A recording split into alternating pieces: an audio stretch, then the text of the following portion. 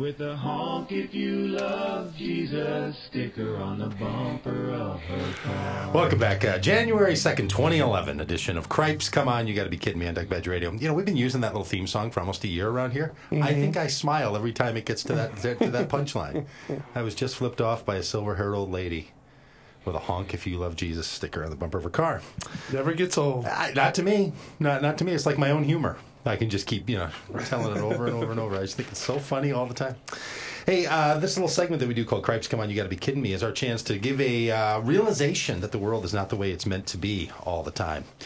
And we have to look at some things, and sometimes it's with true dark sadness that we have to say, "Oh, we need to fix that." Like that, sadness. That just should not be that way. You know, the Haiti and that poor. I was almost going to use this story of that poor automobile, or the poor child in the back of that automobile that was stolen from St. Paul this week with the kid in the back. Yeah, unbelievable. Yeah, Dad warms up the car and goes in the house to grab something, and some meth addict steals his car.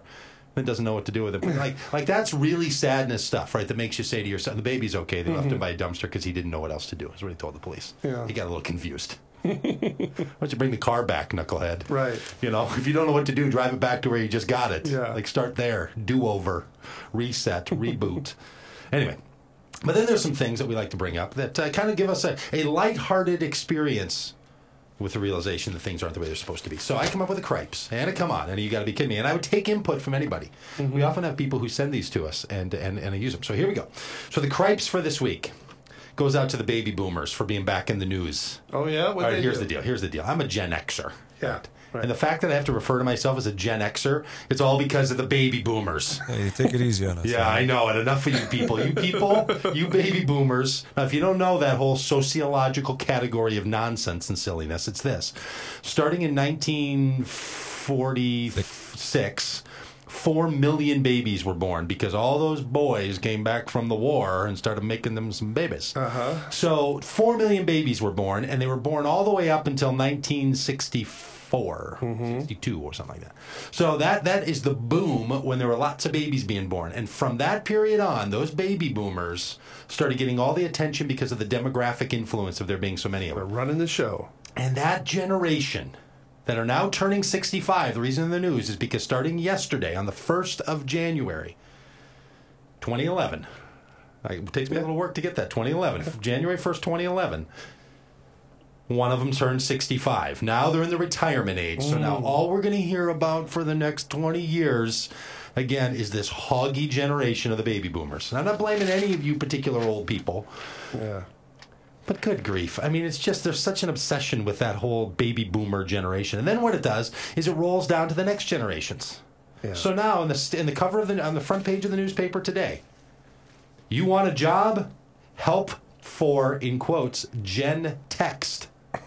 Gen Text, Generation Text. Yeah. Like Generation X. Yeah. Yeah, the one that comes after. See, this guy Douglas Copeland coined the phrase Generation X to follow the baby boomers because he's like, it's a generation that doesn't have an identity because they're not as big as the baby boomers because their schools aren't all full and because they're not all, yada, yada, yada. So Cripes goes out to the fact that now for the next 20 years, we're going to have to again hear about the baby boomers. Watch out for those Buicks on the road. And their Huxtable sweaters. Oh, yeah. Early supper. And again, I'm not blaming the old people. I'm blaming the sociological category. That gets you off the hook. That gets me off the hook. The Come On goes out to the guy that I saw on, I think it was Fox coverage of the New Year's celebration. It's flipping back and forth between, I don't know, ABC and NBC or something in Fox, the three channels that were dropping the ball.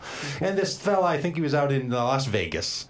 He's asked by the host, he's like in the crowd, and they're like, hey, you Jolly Joe good-looking guy, come up here. What's your New Year's resolution?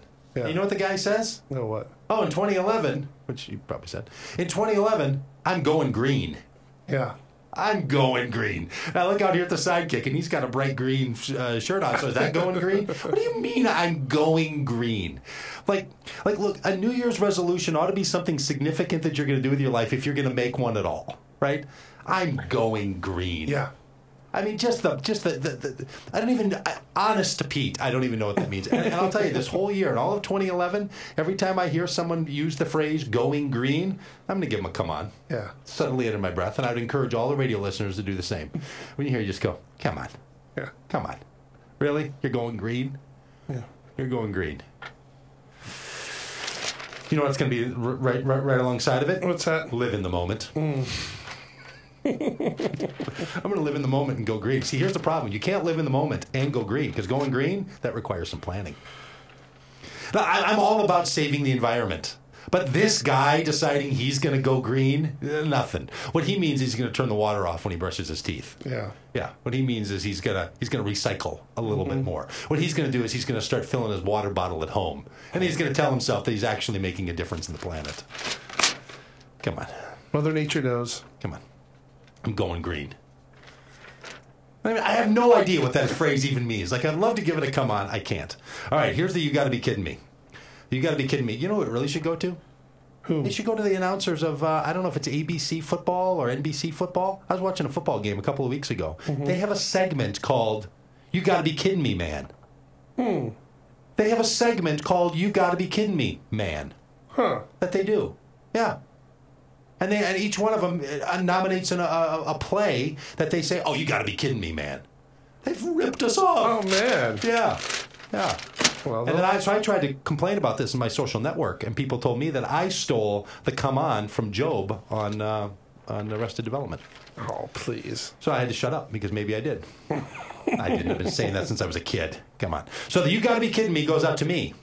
I earn it because in our family we have not had a clothes dryer since December 11th.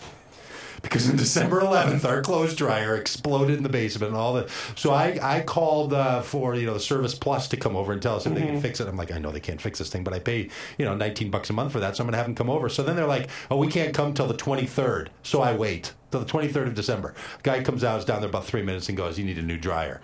So then what do? I start hunting around. And I got into the black hole of dryers. I was online. I was at 6 different places. I was talking to people. I had them on hold. I had dryers. Like I was completely obsessing about a steel drum or a not steel drum, or do you want to have a fluff filter? I mean, it was unbelievable. So I finally settle on one that I order, and then they say, we can't deliver that for another 10 days. It's coming next Wednesday. It's coming on the 6th of January. We went from December 11th to the 6th of January for like a $320 dryer. Yeah. You got to be kidding me. I fell into the trap of being the thrifty guy. The I got all Scandinavian sucked down the frugality. thrifty hole. You got to be kidding me. Cripes, the Gen X, the baby boomers are back. Come on, I'm going green guy. You got to be kidding me, Mr. Thrifty goes for a month without a dryer. You know what I should have done? I should have said, well, it's because I'm going green. Yeah. Yeah, that's all I want. That's what the perfect dryer. We're going to be back with August Berkshire. Greatest name in radio and greatest name in atheism. Here on AM 950.